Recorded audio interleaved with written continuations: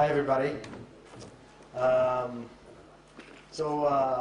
story with Knesset actually started when I came back to Israel. It was about in 2003, after spending 3 years in the States, in New York, and I was so excited to come back. I mean, for me, I moved to the US in 2000, thinking maybe I'll permanently move there, and then found out Israel is such a great place. So I came back with, actually, I don't know if you say it in English, but pink glasses. Everything looked amazing here. I started reading Zionism material. I really visited read Alt Neuland for the first time. I don't know if you read it. It's a book which is really probably the greatest vision of the last century. Really something that happened.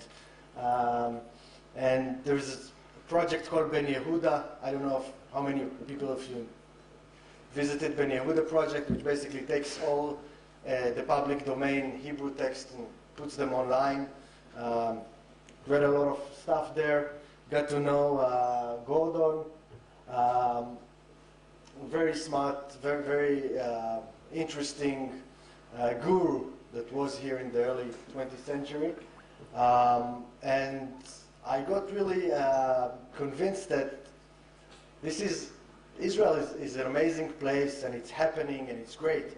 But then, after living here a little while and kind of getting to know the system more intimately, I found out things aren't as great as I thought they were. Like, as time passes by, find more and more bad things about the system.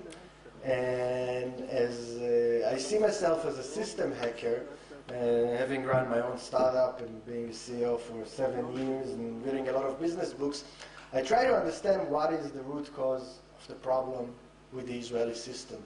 What is really not happening like it should here. So I read some political science books, and I came to the conclusion that what we have in Israel is like the three branches of government. There are only two that have any real power. The Knesset is so weak that it has very little effect on what's going on in the country, and we got into a situation now. I won't pick that up. We got into a situation where the judicial system, the Supreme Court, and the government are constantly fighting each other, and they're more interested in getting asserting their power and limiting the other government bodies' power. I mean, it's true the government is doing bad things, but also the judicial system, like the investigations they have, and the way they call themselves the sons of the light versus the sons of the darkness, and there's all kind of discourse going on which is really not in the best interest of the citizens. The reason to have three branches of government is because that's the way to keep the balance of power. When you have only two legs, then you can't really maintain a balanced system, and the citizens just get in the way. So started looking into the Knesset.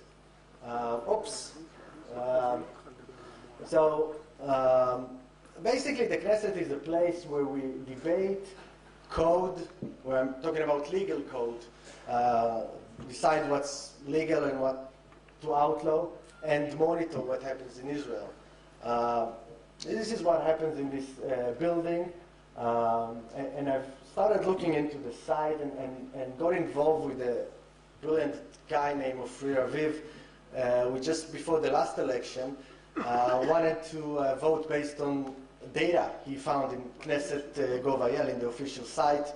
Couldn't make heads and tails of it, so he wrote a script to scrape the data and start doing some analysis.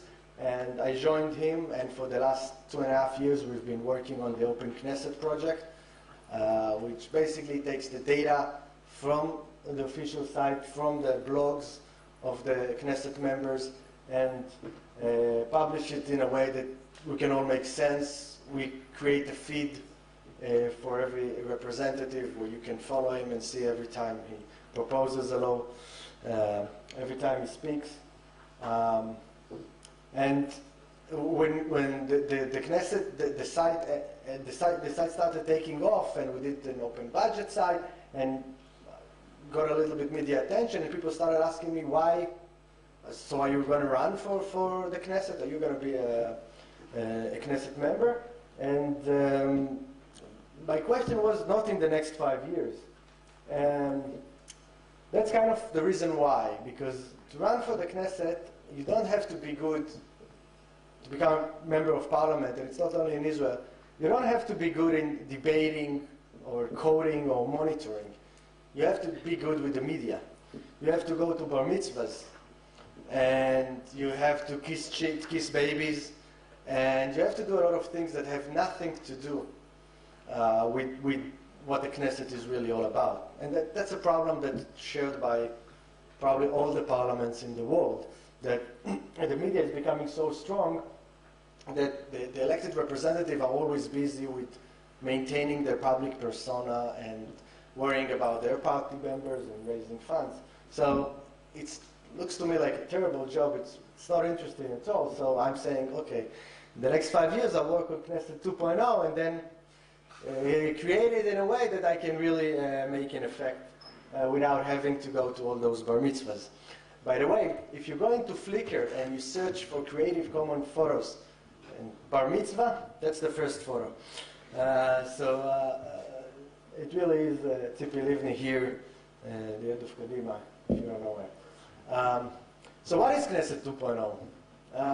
In a nutshell, it's basically a process, an open process, to do the same thing, debate, code, and monitor Israel. I'm just replacing, instead of making it a place, a physical place, I make it a process that obviously is going to be in the cloud, on the internet, and the mobile devices, and make it open 24/7 and let everybody take part in it. It's still going to do the same things, only we're going to use the internet technology to do it. So the first thing that has to go, the good thing about Knesset 2.0, that we don't have to be backwards compatible. So the first thing that has to go is the MKs themselves. I mean, I don't want to have, not because they're bad people, I'm working with a lot of them, and I'm actually consulting the Knesset now, helping them with their new site. There are a lot of very good people there, but I don't like to have the very strict line between who is a politician, who is a Knesset member, and who is the general public. I want to make us all be able to contribute and be part of the of the parliament discussion. And another point is that what happens in this place, we found out that the interesting data we don't have.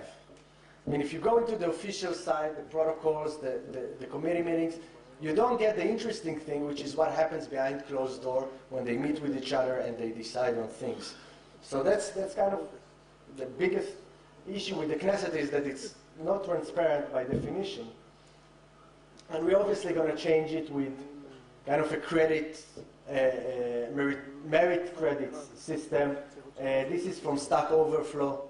I don't know if you know the system, but it's a system for Q&A for software developers. Immensely popular, very, very useful. And people basically get credit for the content they create. So you don't get a vote or the power from the citizens because your name is known, but because you wrote an interesting law proposal, or you made an interesting speech, or you wrote a good blog post and proposed a good idea. And we also have a system for finding the best idea, which is really what debate is about. I mean, it happens in the internet now. Online communities can together find the best ideas. I don't know if you know the High Ideas site, but this is one of the funniest sites out there. I don't know if you can read it in the back, but these are it's the best ideas when you're high, and the all-time favorite is the Midget Village idea. I'll let you go in. That's it. My time's run out. Thank you very much. I hope you'll join our site. You can just look for Knesset Ptucha, and see you next time.